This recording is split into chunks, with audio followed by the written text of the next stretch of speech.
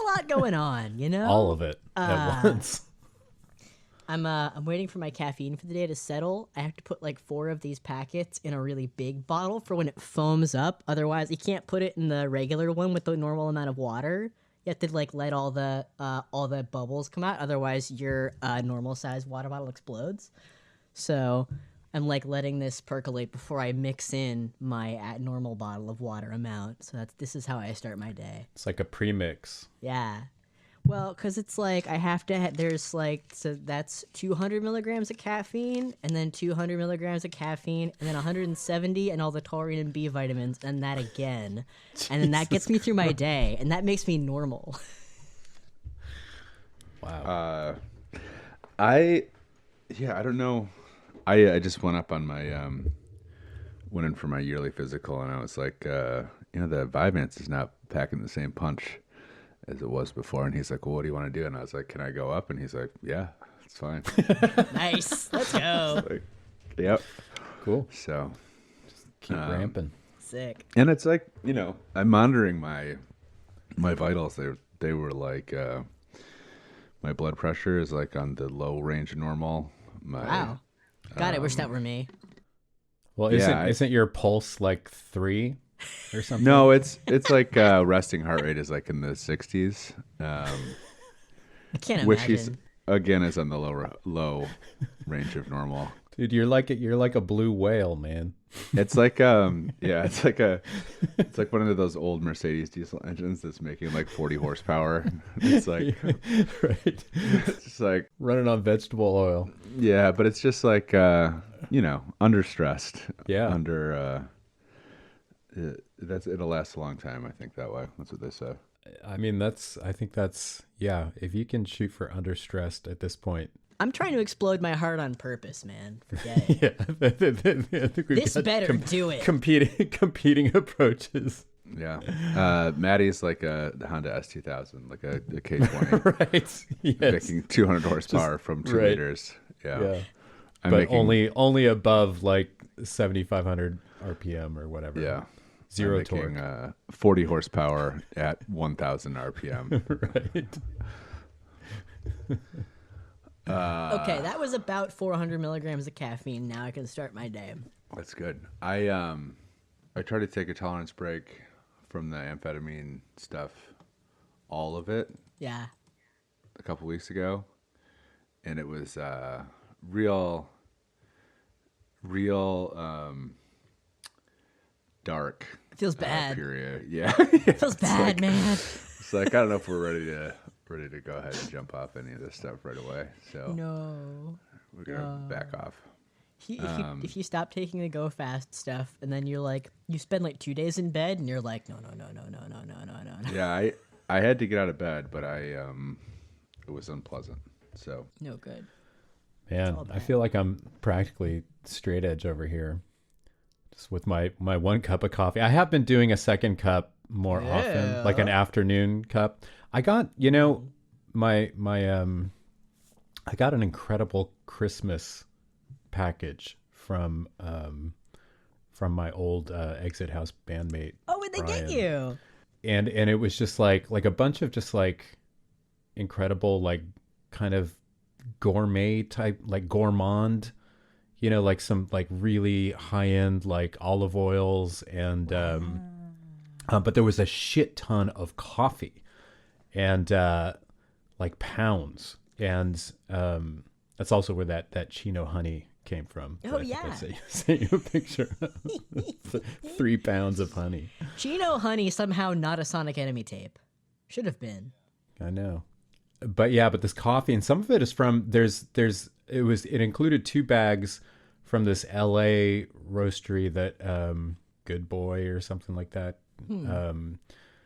But that came like in a coffee bag that had like a picture of like a Brumos Porsche on it, and it's called Flat 6 blend, and that was pretty fucking good. The thing is, it's all whole bean, and I haven't had a fucking working coffee grinder for like since I first became a dad, basically. And it crapped out shortly after that, and so I've just been going with I'm not a coffee gourmet. And but so, and I've always kind of like, it's like, yeah, I should get a fucking grinder again. But I got like one of those cool, like, Yeah.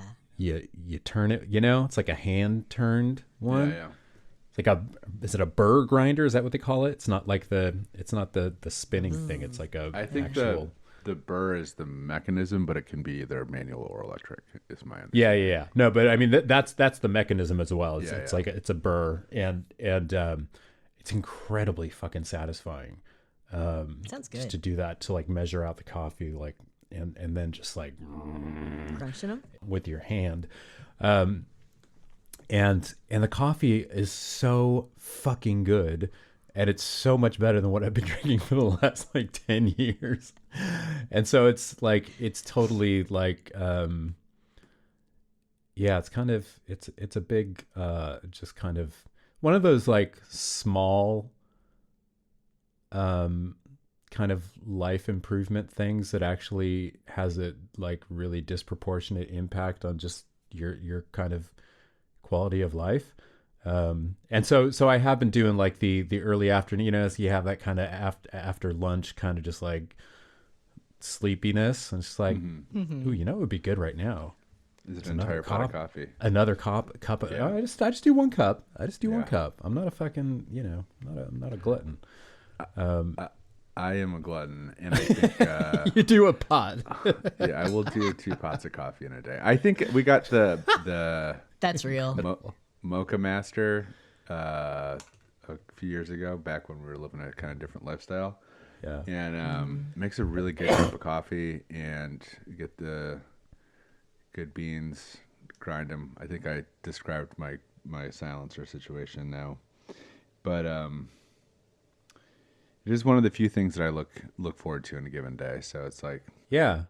It's kind of, I mean, I've always enjoyed the ritual of it, you know, and I have, you know, I just do one cup. I have like, I have an AeroPress. I was like early on the fucking AeroPress thing. I've had the same one for fucking like 15 years.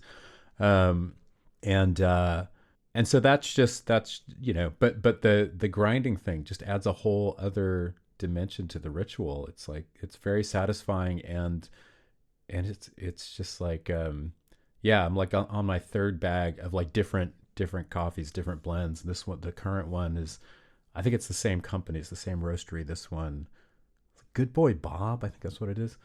But this one is like a Zambia blend. And it's my favorite. If your name is Bob and you're listening to the pod, there's your compliment for the day. Good job. Good boy, Bob. Thank you for the good coffee. Also, I have to, Peter. This is such a me of 10 years ago thing. I started drinking that Cafe Bustelo because it was on that. It was the featured brand on the split 7-inch that had the Bloody Hawaiians lemon on it from the Cool Beans fanzine. And I was like, oh, maybe this coffee's good. I'll try it. And then I got hooked on it. It's the only coffee I drink. But like, because every time I make it, I get to hear Joel and the fuzzed out in the back of my brain going like, if you can't let it off. And I'm like, this is good. I am more awake. It's nice. I like that. That's such a good Hawaiian song. God damn. Should we talk about Daytona? Wait, what's our pod?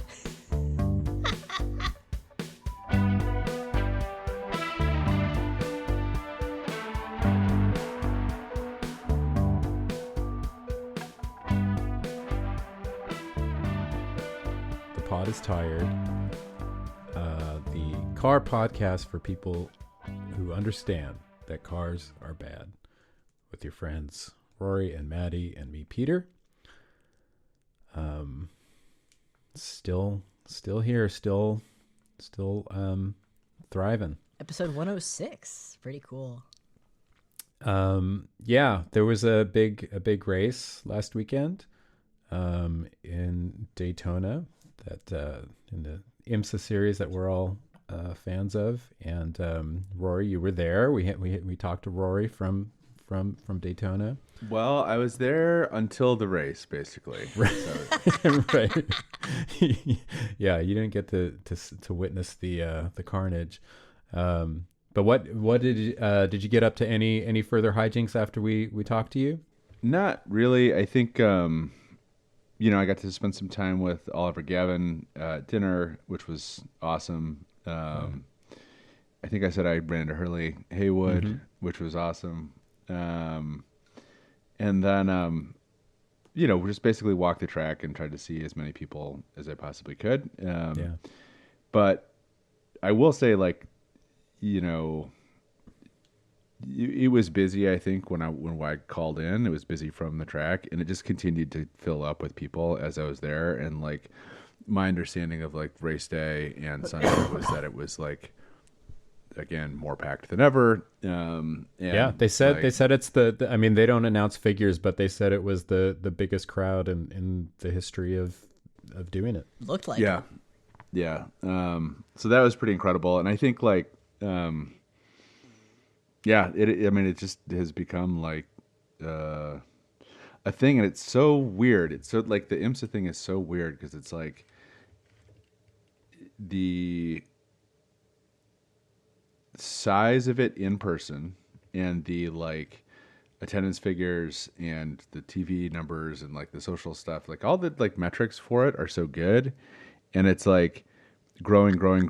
Like everybody who has any exposure to it at all can see that it's growing, and then it's like it is just so invisible, like culturally. Like once you get outside of racing world,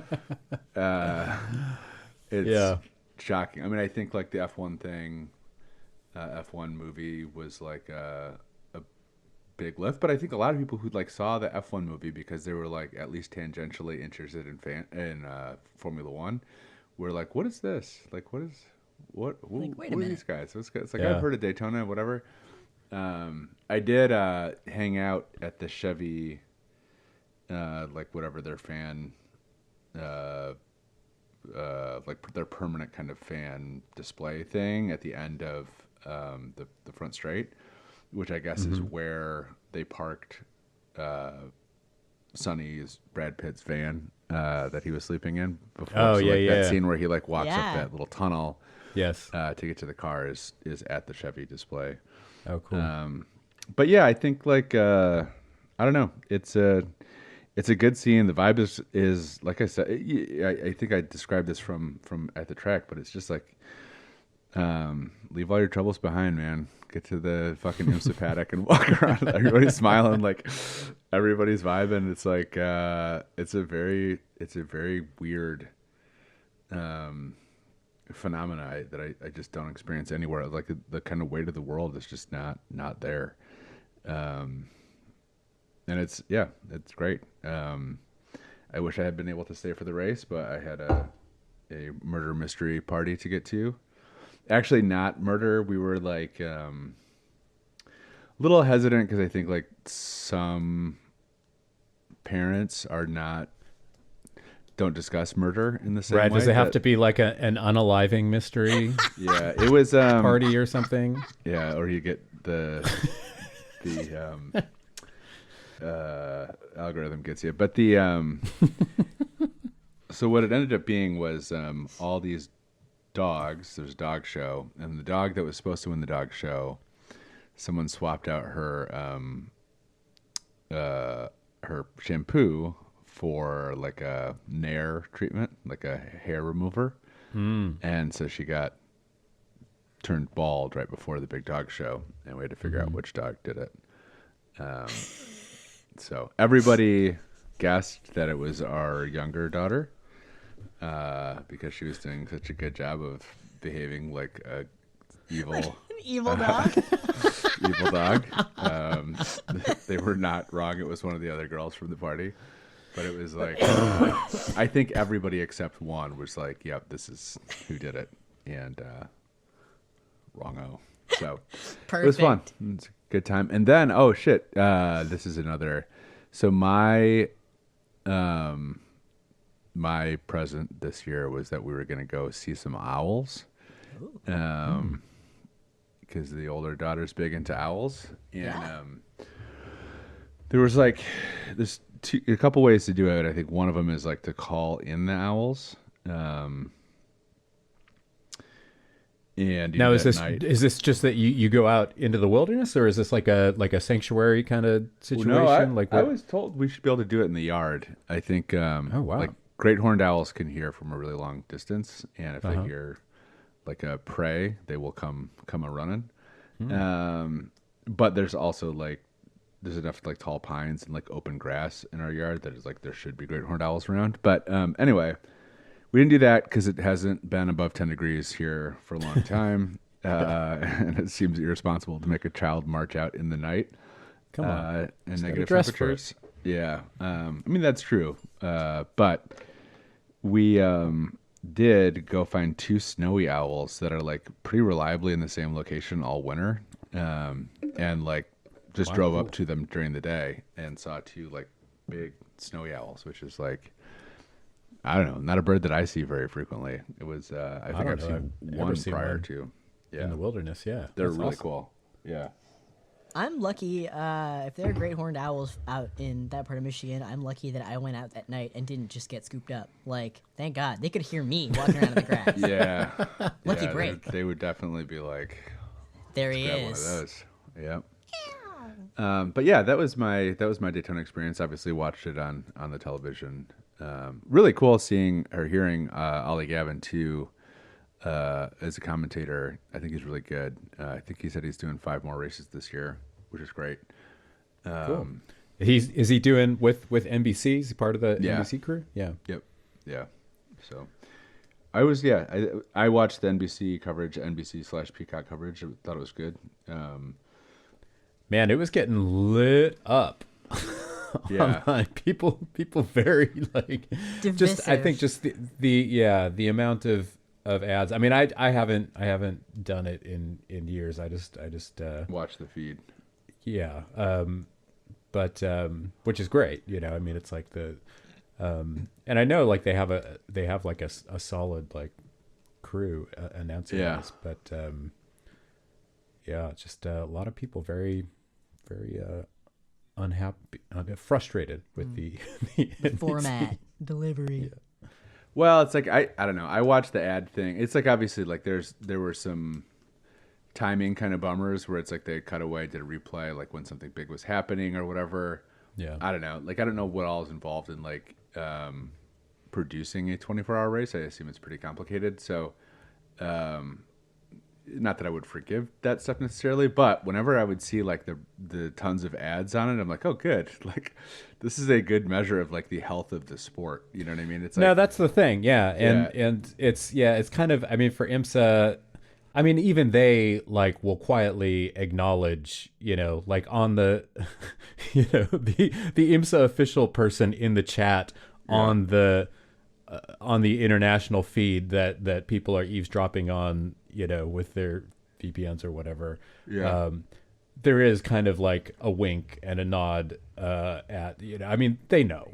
Yeah. Yeah. But it's like, but for them, it is. I mean, it's a way of bringing people into the sport. It's a measure of the sport's health. And it's like, you know, you can't fault them for just taking like that is where the revenue comes from. That is where like all the stuff like that exists happens because of that. Yeah, so it's like people who talk about like, you know, they don't mind if someone like torrents one of their albums because it's like, well, that person could be 5 years of ticket sales and other stuff and merch coming down the pike. Yeah, like, hey, listen, pop in, listen to it, get it. Why not? I'm not going to go after you. Yeah.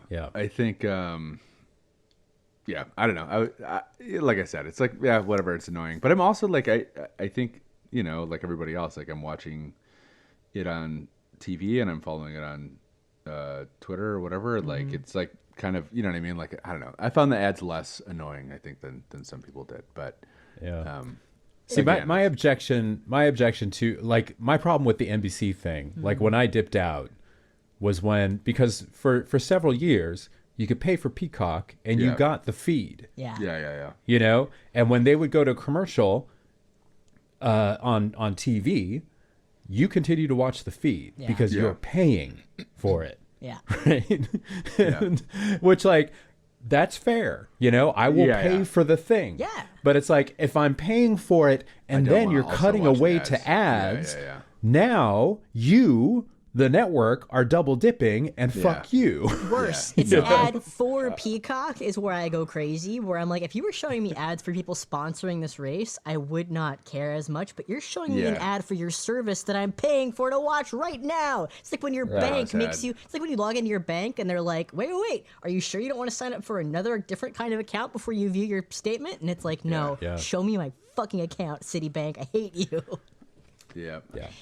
No, that I do agree with. The house ads for the things that you're already paying for is pretty maddening. Makes me crazy.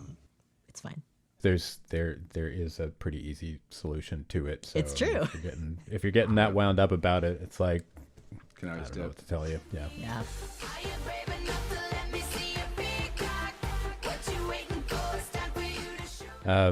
Yeah. The race itself was pretty. I mean, parts of it were pretty crazy. I feel like the beginning was pretty crazy. The ending was really crazy. Last few hours, I mean, really the last 6 hours. I mean, from the time they went green there was a big fog interruption that lasted 6.5 hours. My poor boy. Drove Connor to madness. Connor in the car for 4 hours behind the scene on caution, just like singing Katy Perry to himself. My poor baby. Connor Zillett shows up to this event and really excited to drive a GTP car and spend some time in it, and he ends up logging 4 consecutive hours behind the safety car in the fog. You're such a trooper. Good job, buddy. Pretty brutal. I mean, it's not uncommon for there to be kind of overnight cautions. I feel like 2 of the 3 times that I've gone to it, there have been like big parts of the overnight have been spent under caution, either because of weather or just other stuff, you know, where it's like long cautions. So this was an exceptionally long. I mean, this was the longest one ever, 6.5 hours. For me as a spectator, kind of worked out because I went to bed. Yeah. I dipped out at midnight. I was like, okay, I'm tired. I'm just gonna go to sleep and just wake up in the morning when my body is done sleeping, and I'll check back into the race. Woke up at 7 after like a completely solid night's sleep. And open the laptop, and it's like, oh, they're under caution. Wow, how long have they been under caution? And I'm looking at like the you know, it's like, oh, pretty much all the cars that were in, like there haven't been, you know, usually there's like you wake up and it's like the race looks completely different, or like a bunch of, you know, there's like a handful of key cars that were in it. It's like, oh, they're gone. It's like, what happened? But everything kind of looked like not that different, and then like very quickly kind of clue in to the fact that, oh, pretty much the entire time I was asleep they were just like fucking going around it, vibing. It's like, oh, I didn't miss anything, this is great. And like literally like 5 minutes after I flipped open the laptop, after having awoken, they go green, they're back to racing, and it's like, sweet. Nice. Timed that exactly right. Boy, but yeah, last few hours were pretty great. Some real heated contests, and pretty. I mean, in the last hour, like all 4 classes, there was no lead like more than like 6 seconds at, like, I think in LMP2, and those weren't like artificially, you know, that wasn't because of, you know, cautions that stacked the field up or whatever. It's like they had been running at that point under green for a long fucking time, and there was considerable amount of action. I did that final pass, the Aiken Pass in the 31, the Whalen car. Yeah. He had a run on him and looked for all the world like he was going to be able to dive past him. And then it was weird because it was like when that happened, So what I'm talking about is like I think that was like the maybe 3 or 4 laps left. It was pretty close to the end of the race. Maybe 6 laps left, but it was close to the end of the race. Yeah. It was within like the last 20 minutes, and Aiken in the Wheeling Cadillac had. I mean, Porsche pretty much had this race in the bag the whole time. I mean, they didn't lead the whole time, but between the two cars, the 6 car got damaged pretty early, and it was clear that it was like the 7 cars race, but the 6 car never went away. I mean, it was always hanging in there. But yeah, I mean, it was obvious it was their race to lose. The thing with the Wheeling Cadillac, which qualified on pole, and then got sent to the back because of a technical thing, skid plate too low or whatever. And then again, like during the race, ended up like going to the back for some reason. I don't remember why, but had to make its way through the field again. Yep. And I feel like did lead, at some point, a couple of points during the race. But yeah, Aiken, who's one of the, if not the fastest driver out of that crew, yeah, he was closing. He was closing on that 7 car, just really fucking driving the wheels off of it. And then coming off the front straight, he had an opportunity, and it looked like it was going to be difficult for Nasser to respond because he just didn't have the speed. He was visibly slower on the track, but he kind of cut in and forced Aitken onto the apron, like inside, and I was like, oh, here comes a blocking penalty for sure, because like it was like right on the edge, and it was like there was enough time left where it was like that was not going to probably decide the race, but I was like, they're going to order the Cadillac around, and they didn't, which like it was right on the edge. And I actually texted Gavin about this. I said, I wonder if Nasser was surprised that he didn't get flagged. And he said, yes. He said, the apron is still the racing surface. Sorry. There was just, let's see, and there was still just about enough room. So there needs to be a car width, and there was just about that there. It always comes down to the finest of margins. Guys are the very best in the business. Just about, you could just about slide a playing card between the two of them at times. But it was like, man, really tight. But that's kind of like an illustration too of like how like that was like you said, a class that Porsche had controlled the entire race, and it was like even that got dicey at the end, and it was like, man, there was like some real excitement about like who's going to win, and it pretty much just across the board, like it ended up being a really good, if not super memorable, Daytona to me. Another Wayne Taylor classic, also classico style Wayne Taylor. Yeah, I told you guys this in the boys chat, but just it was really interesting. We got a tour with Wayne Taylor, and Ricky led us around. It was really, really cool to see their operation. I think, Wayne Taylor was telling us the story of like Jim France kind of talking him into starting his own team, and he came to Daytona with like 7 guys, and like now they had, I think, 150 people on site. We went through their crazy, like one of 2 crazy race haulers. I think they said they had 7 in the fleet. But like incredible kind of first floor setup, all their like lockers and all their like personal stuff, and then on the top floor it was just packed with engineers from Wayne Taylor and from GM. I think I sent you guys a picture, but like there were probably 50 guys up there on the top floor. Jesus. And then in the back where the drivers rest, so like when the boys come off the track, they go into their little private room. And they're in the same room, separated by a little wall. One sec.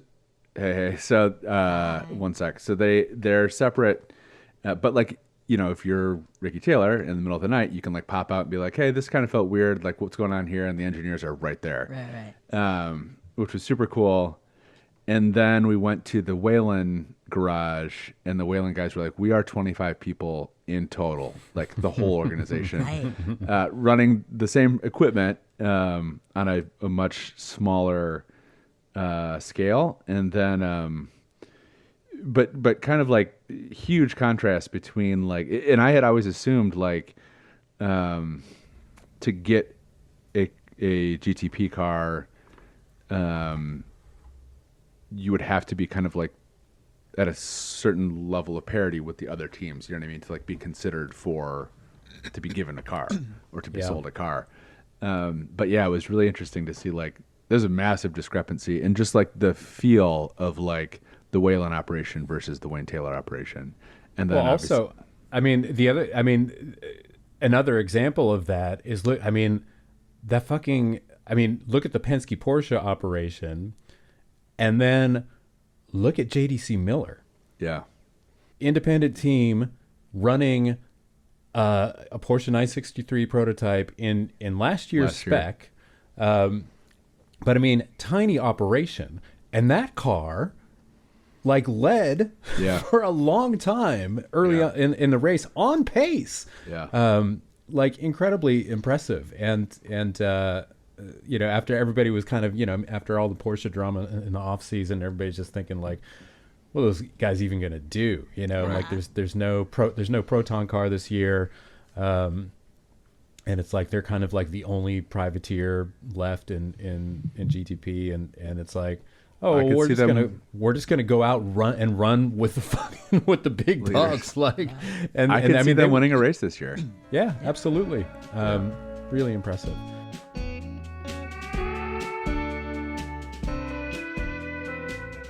Yeah, we're joined by a returning guest, Victoria Scott. How are you? The crowd goes wild. Everyone who's been begging for this for an entire year is like, finally, Vicky's back. It hasn't been a year, has it? It has. We had Vicky on in November in our first year. Damn. Well, time flies. That feels bad. I mean, it feels bad like we're negligent, but it also feels bad like the passage of time. Yeah. But last year for me wasn't a real thing. I went through No, same. The endless. It was a long year. This year I'm like, okay, we're doing a do-over. 2025 just didn't count. Yeah. All I managed to do last year was blow up my professional auto journalism career, which is basically a freebie. Yeah, I mean, what is that even? I know. Well, it's all right because this year is completely different and way going better. really good. It's like it feels like all the stressors of the world have just lifted off of us and things are back to normal, back to the old. Yeah, right. Victoria, did you watch Daytona, the Rolex 24? I talked about this with my friend Jordan. I can't ever quite figure out how to watch it because they make it very challenging to do so, and I don't have a lot of money, so I haven't I don't want to pay for some sort of a special sports streaming service that's going to cost a bunch of money. You just need a VPN. That's okay. I probably could have done something like that, but no, I didn't. And it was also the same day that the Pretty shooting happened, and so I woke up and I was like, oh, I'll kind of follow along because I follow a bunch of motorsports people who are trying to make Blue Sky into 2019 Twitter, which I appreciate. There should be space for fun and sports and enjoyable levity. But I got distracted, and then I spent the rest of the day kind of feeling my blood bubble inside my veins, and I didn't really pay super close attention to it. That was me yesterday. For me, the race was a way to hide from that other stuff. I didn't even know about it until later. God, I wish that had been me. Yeah, no, it's. I mean, that's the great thing about a 24-hour race, especially, is you just immerse yourself in it, and just the outside world. It's just like a way to hide. Yeah, I attended from the horror. in like 22, and it was right before they passed all the worst like bathroom law stuff. Yep. And now I'm kind of like, I don't know if I'll ever get a chance to go again because it's a little dodgy. Yeah, Florida scares me. I don't. Yeah. Not as bad as Kansas right now, but it still scares me. Kansas, they hadn't passed that yet, though, right? I worry. I don't know. I don't know if we're getting back on the ledge from that one. I get a little nervous. When it's floating around, I get worried. But nothing. But people. It's white guys Kansas, keep telling me guys. nothing ever happens. So. Yeah, really. Oh, it's happening now, baby. It's been a tough couple of weeks for the nothing ever happens guys. Yeah, it's all happening. Vicky, you had mentioned you had talked about something with your friend Jordan. Where was that? What was that? What venue? On what venue did you speak with your friend Jordan about Daytona? What was this about? Can you tell us? We have been talking about doing this for 3 years, and we finally launched a podcast. It is called Trangirlismo. Yes, it's so good. It's slam dunk. Thank you.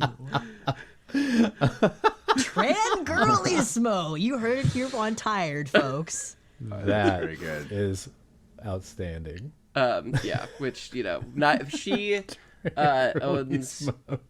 She and her wife own like a Nissan Sentra. I don't own a car because I had my Honda Accord stolen a year and a half ago. So it's kind of like a, everything kind of, it's not really like the kind of like escapism that I think people necessarily would expect from like an automotive podcast, because there is no escape. That's what we said last episode. It's funny. Yeah. So, somebody said the exact same thing on this podcast a week ago. Yeah. Well, yeah. So like we're, one of the things we're doing, and I don't know what day you'll have this out. So our next episode, one of the things that we have planned is we're going to go through the F1 calendar, and we're gonna rank every country by how much they would kill us to visit. How in prison you would be. Yeah. True. Absolutely. Florida, notably, is high up on that list. I know. It's crazy down there. It's scary. I don't like it. Yeah. So, but we finally decided to start that. So we have one episode out. It's on everywhere there's podcasts. There's a 1.3 gigabyte wave because it turns out Patreon doesn't compress your files if you host with them. You have to do it yourself first. So if you want to plug that into your podcast app, go for it. Yeah, the second episode will be smaller, I promise. Yeah, I have to merge all of our stuff together, and so like by the time I export to like a 256 kbps MP3, I'm just like, that's portable, baby. You can chuck that on. You can throw that on your little floppy and carry it around. Easy. It's fun though. But yeah, thank you for having me. People were excited about us doing a podcast, and I was surprised because I was like, the last article I wrote was a story for my Patreon where I talked about, I basically did the Williams-Sonoma catalog. Haters Guide to the Williams-Sonoma, yeah. But for Rolls-Royce's bespoke 2025 highlights. So funny. Oh my gosh. Really good stuff. I'll link that in the description for everybody. Did they do some bad stuff? I can't imagine. I mean, usually that's just such a showcase of discernment and taste. My favorite was the I think it was a Spectre, the Spectre Black Badge Gamer Edition. Hell yes. That's that there is like there's a horseshoe theory there where it's like on one side is like the highest end bespoke craftsmanship from the old world, and on the other end is West Coast Customs from the Pimp My Ride era, and it's like if you go far enough in either direction, you end up in the same spot. In the same spot. Yeah, that's the real boomerang theory. Is West Coast Customs and the crew people.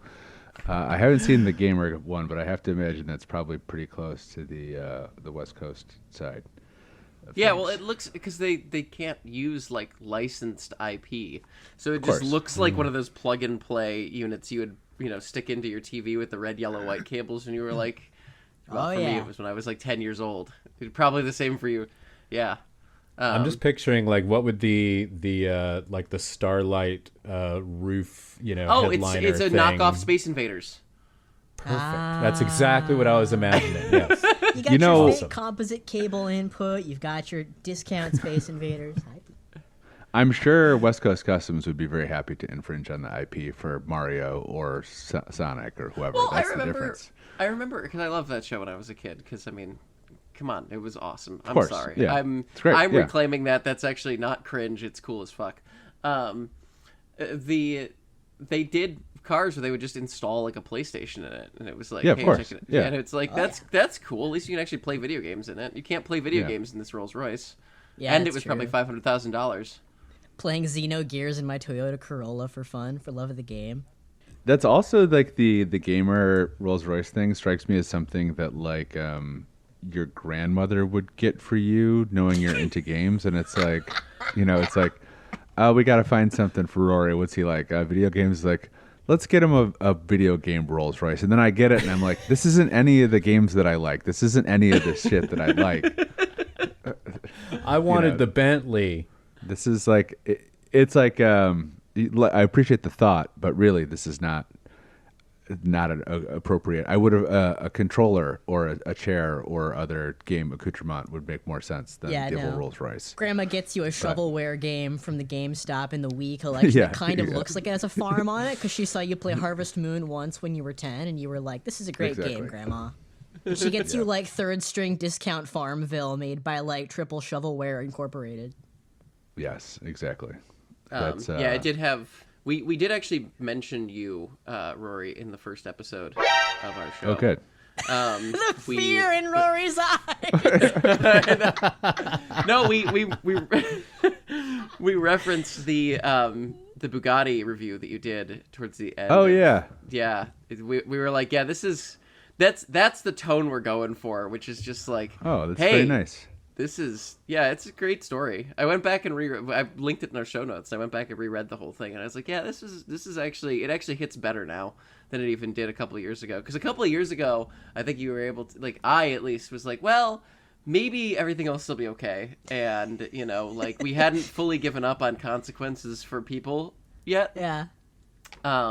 And now reading it, it's like, wow, this is Babe Ruth pointing at the fence, just fucking slamming it. Was that Jalopnik? What yeah. was that? Yeah. I don't know if I read. If I saw I believe Jordan called it like a suicide note for a career. Yeah. Well, speaking of predictions that ended up coming true, that was said glowingly, to be clear. Yeah. I got a lot of good engagement on that one, I would say, but people were mad about it. Yeah, I did the same thing like last year when I quit my job. I was like, for me it was the as I called it in the article, the large luxury SUV, because I really liked the PR person a lot on like a personal level and didn't want to get them in trouble. So I didn't mention specifically what it was, but I did go on a like 2,500 word diatribe about wealthy excess. I think that's the thing, right? Is like either you die burnt out on how absolutely comedically ridiculous the excesses of modern car culture are, or you become the person who complains about where they put you in the hotel on the press launch, on the press drive. Yeah. This is the only. It's like the illustration. It's like this caviar is fucking mid. Yeah. Yes. I mean, we've all heard that complaint before. I do have to say I really admire like the people who like, and I don't know if I mean like admire, but like it is an incredible skill, I think, the people who are like able to like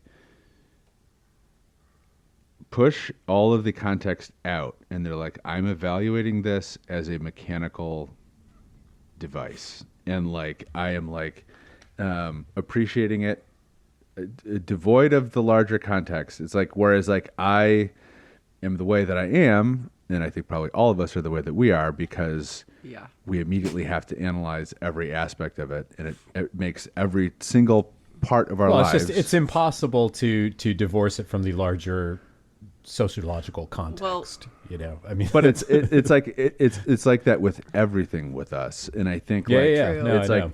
We're sickos in every aspect of our lives. it's like a recipe for making yourself insane, because it's like you can't look at any thing and divorce it from its larger context, which is like I can't say that's good or bad, because that's just how I am, and I think like that's just how we all are. But man, it would be really nice to just get in a car and be like, this fucking rocks. This is great. Like, or like, this sucks, or whatever. I think it used to be easier, though, is the thing for like everybody. I mean, like certainly for me, but I feel like it used to be easier for everybody to divorce sort of the things they enjoyed from the material conditions, sort of overwhelmingly. At least for people in the automotive hobby, it used to be much more of like a middle class thing, and there used to be more of a middle class, and there was like a lot. No, less, that's like, the thing. pressure. I think it's entirely down to just the disparity, and the inequity of just like reaching such comical proportions that you no longer can kind of play along. I mean, there is, fucking. When I was a kid, like 50 years ago, or go back further in time to like mid 20th century times or whatever, when like fucking baseball players, had fucking part-time jobs in the off season. I mean, like you could be like just the distance between the richest fucking guy, between a CEO, of a company and the guys on the assembly line, there was still like that was still a big gap, but it wasn't as unfathomably big as it is now. And that's the thing. It's like when that gap, when it's just like when you can kind of just go, okay, well, yeah, that guy's fucking got 10 times as much money as me, and whatever, that's just how it is. I feel like that's a lot easier to process than it's like, oh, this guy has like fucking 10 million times more money than me. Yeah. And well, and like, also like billionaire culture, like the just the math of that, and that's what as everybody else is just like, as their material conditions worsen and their situations of precarity worsen, it makes that gulf that much more difficult to ignore or wish away. Yeah, we've gone from like boss makes $1, I make a dime, to like boss makes $1 and I am making 0.003 cents every hour if I'm careful. Yeah.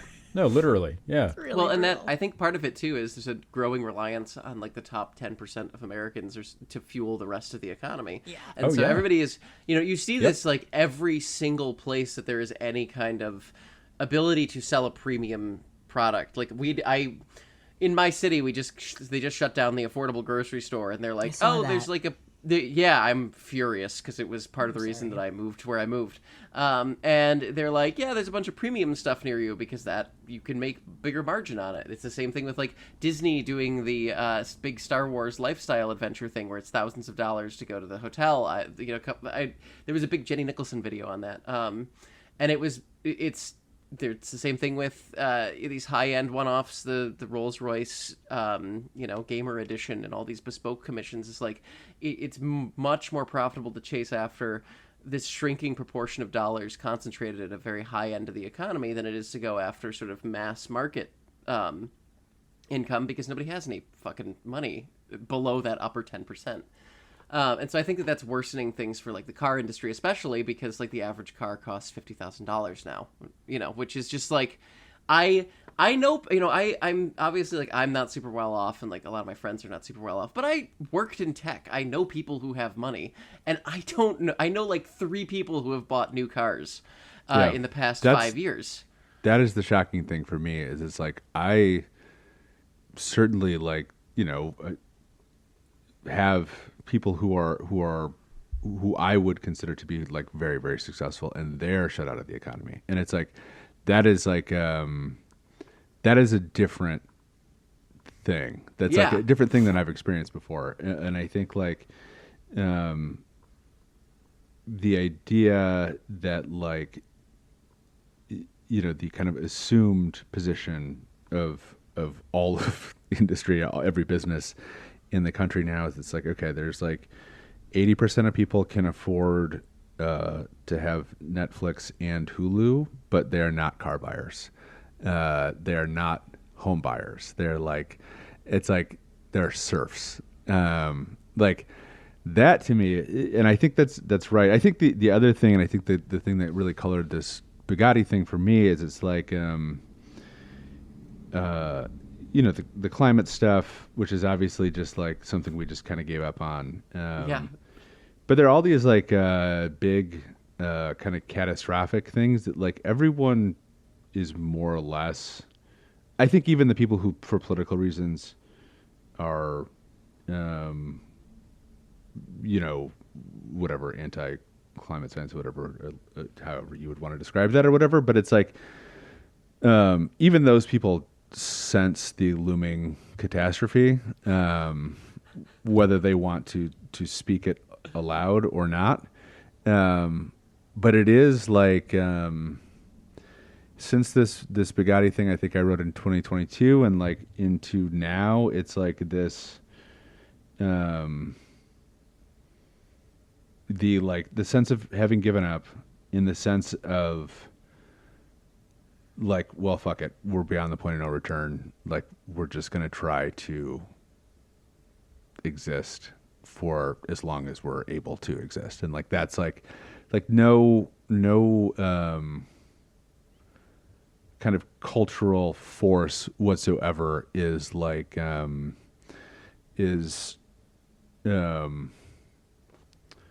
pushing anything that resembles a positive vision. Yeah. Or like articulating it in any way. There's literally no quarter in all of culture that is articulating a positive vision of the future. No, nothing in culture, nothing in politics, nothing in the world is saying, in the West. Like, in the West. Yeah. Certainly in China.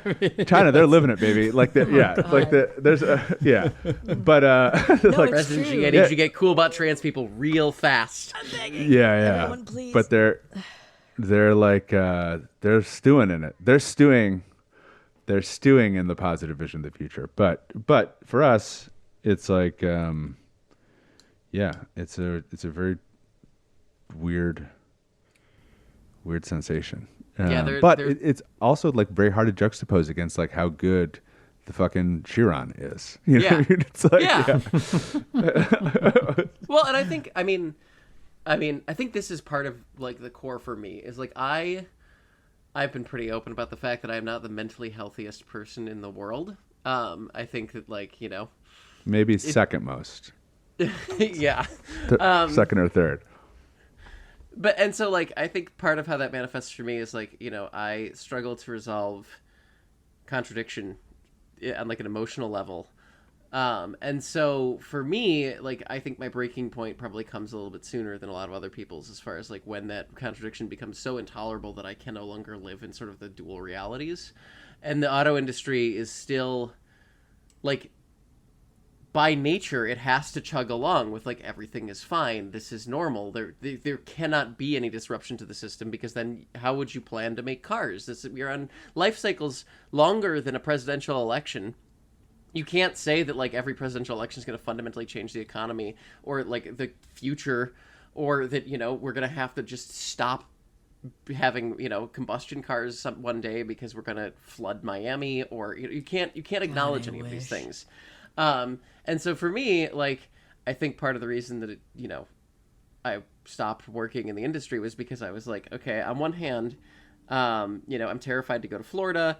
I am terrified of like what the next year is going to bring, which after the inauguration last year, that probably was a correct decision. And on the other hand, I'm driving this $100,000 SUV base price that, is for people who I've never even met, who I don't even know. Because, like, it's this weird nouveau riche class of people that I have literally nothing in common with. And I have to try to simulate their headspace as I'm trying to review this car. And, like, live in a world where, like, this hotel is not a disgusting indictment of, like, the excesses that are going to kill my wife and I, but instead are like, just a normal part of life. And resolving those two became impossible for me. And I think that the other thing that I'm seeing is that like other people who are much mentally healthier than I am are now reaching the same point. Because the contradictions are just too great. Everyone's Right. getting there. I mean, that's the thing. Is that is not a failure on your part. like, I mean, I'm sure you know that, but it's like it does need to be said. It's like that is not a sign of weakness or whatever. I mean, it really is just that thing of like, in a world that is fucking insane. If you can somehow, just like be comfortable in that, it's like you are the fucking crazy one. Yeah, exactly. Like, Yeah. that is the crazy person. Totally. The person who is losing their mind because they cannot fucking tolerate the what they're seeing around them. That is a mentally healthy response. I mean, I will forever insist upon that. There was a guy, and I forget who it was, but he wrote something a long time ago about like the contradictions inherent in the system getting heightened, and like they're getting heightened, man. They're coming up. They're like, but like the I think that the normie kind of response in like the last 6 months, even like, I've had like conversations with, people who I know who like voted for Trump or whatever. And they're like, oh, we just don't watch the news anymore. We're not engaged. And it's like, oh, why would that be? Like, is this like starting to make you feel uncomfortable? Like, is this like, you know what I mean? Like, is this situation starting to feel a little icky to you? But it's like, it is all part too of like, I don't know, like whatever you want to call it, but it's like, this is all part of a process. And it's like a process that like, I think all of us would have said like is kind of inevitable. Like it's part of like the march and transition or whatever. And I think like, this is just what it looks like. I didn't expect it to look like this. I don't know what I expected it to look like, but it's like, this is kind of it. Like this is kind of, or it's Revelations. I was telling Peter the other night, I was like, man, this is like a lot of this is like a biblically accurate Revelations prophecies stuff, but fine either way, I guess for me. Rory, you should tell your Trump voter friends that if they wanted mass deportation they didn't have to look at, they should have just voted for a Democrat.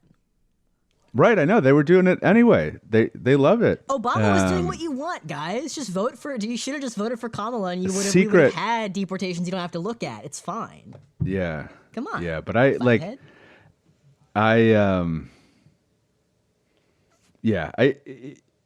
think that the other thing too, and this is like a more technical thing, Vicky, the thing that you like just mentioned about like the people whose headspace I'm supposed to be inhabiting. Like I know old money people. I know people who have money and who have always had money. I know people who are like social strivers who like in the last generation or two got money.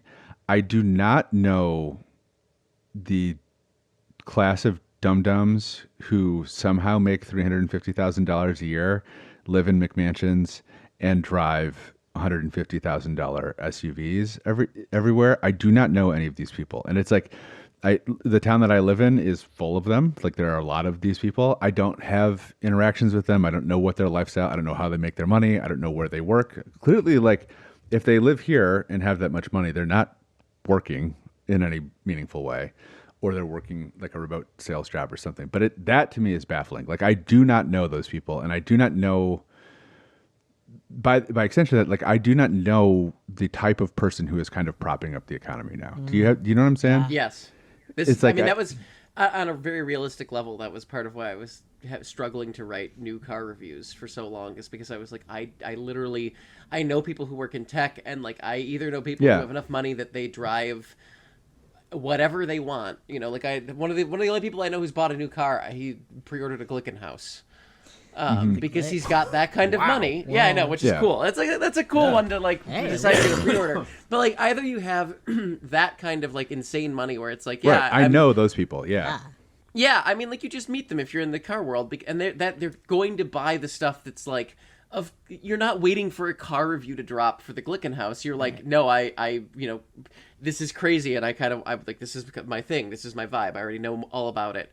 Or I know people who drive like 3-year-old Honda Accords, and they're like software engineers or whatever, right? And like, that's the smart thing to do, and it's like, yeah, you should do that. And everybody else, I'm like, buy a 10-year-old Honda Fit.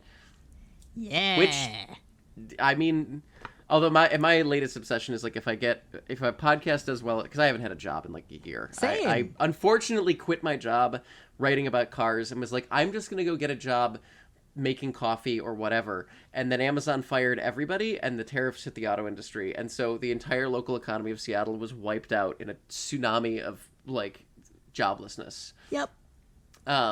Like, I think the last numbers I saw was that like roughly a sixth of the city limits are like looking for a job. So cool. Jesus. So normal and cool.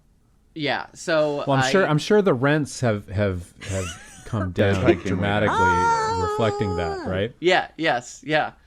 It's not like my wife and I had to move cross town last year at the same time my mom died because we couldn't afford our shithole apartment that was falling apart and full of black mold. Anyway. I sympathize. I am unemployed and podcasting from the guest room at my mother's house, and in a week I start at the Tech Adult Ed, so I'm with you. Yeah. Well, that's the thing. Is like, so I haven't, if our pod does well and I can get a car again, I'm aiming for $3,000 Jeep Cherokee X. Love I've it. decided that is the balm for all of my problems.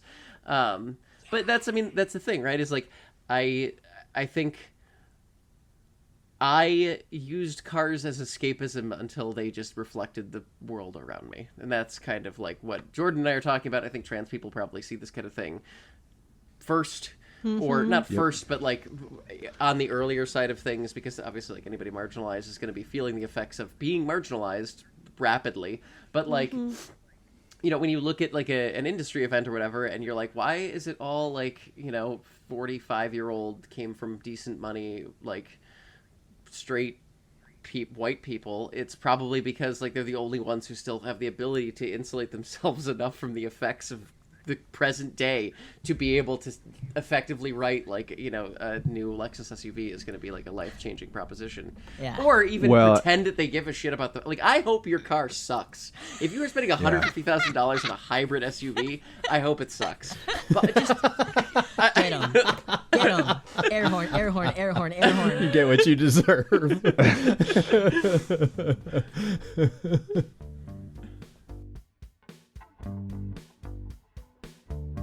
Hey there, Tired Pod listener. Oh, it's your producer pal, Maddie. You know what that means. We haven't done this in a while. Part 2 of our convo with Victoria Scott is over on our Patreon. So if you're hearing this on the free feed, you're not going to get that one. You're going to get a teaser for it. You're going to hear me again. So, if you want to hear the second half of our convo with Vicky, we got a whole hour talking to her about Colombo and planes and the general market forces we were talking about with car culture and how they're part of larger problems. Rory further articulates his theory of optimization. Lots of good stuff. So, come on over, patreon.com/tiredpod. We only have the one tier. It's $5 a month. You get all of our back episodes. You get all of our future Patreon episodes as long as your subscription is current. You get to add to the pool of funds doing funny psychic damage to me. Especially if you're new. If you're here just to hear Vicky, we hope that you will investigate the pod further. You may like our bonus bits episodes, and then I have recommendations for you on our YouTube playlist. So lots of places to jump in with Tired. If you're a new listener, thank you so much. And thank you again to Vicky for coming on the show. I hope all of our subscribers have already clicked next and are, okay, Maddie, give me the episode. That's fine. Thank you all. I hope you all enjoy episode 107. Welcome aboard to anyone who's just tuning in.